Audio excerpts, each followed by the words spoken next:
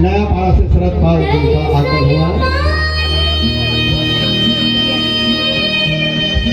शरद पारकर जी निसार समाज के प्रतिनिधि हैं।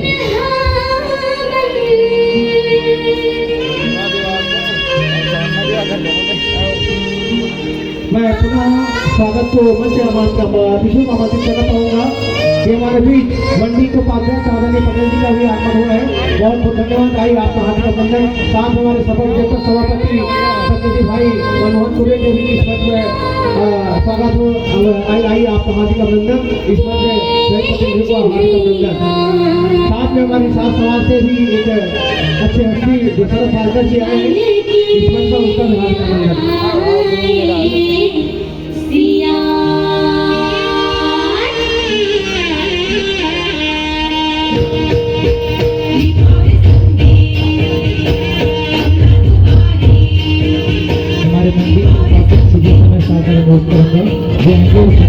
स्थान ग्रहण करेंगे।